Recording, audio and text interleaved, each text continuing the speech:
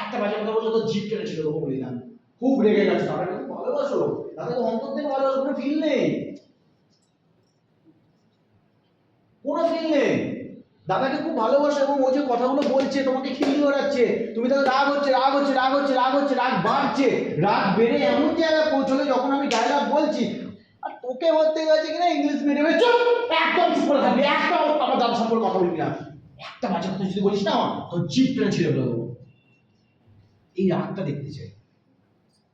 আর ও যখন বলছে তখন তোমার রাগ হচ্ছে, পুরো হাত ফাত কিরমির করছে, মানে ওকে মেরে ফেলবে এরকম ব্যাপার হচ্ছে। আমার দাদার সম্পর্কে এরকম কথা বলছে, আমার দাদা কত কষ্ট করে, এই যে চুপ একদম চুপ, আমার দাদার নামে একটাও কথা যদি বলিস তো জিভ টেনে ছিঁড়ে ফেলে দেবো।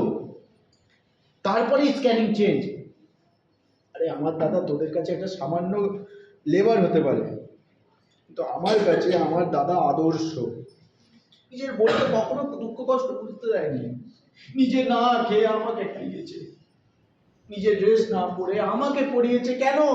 কারণ আমি যাতে ভালো স্কুলে পড়তে পারি রে। আমার দাদাকে নিয়ে খিল্লি ওড়াচ্ছিস?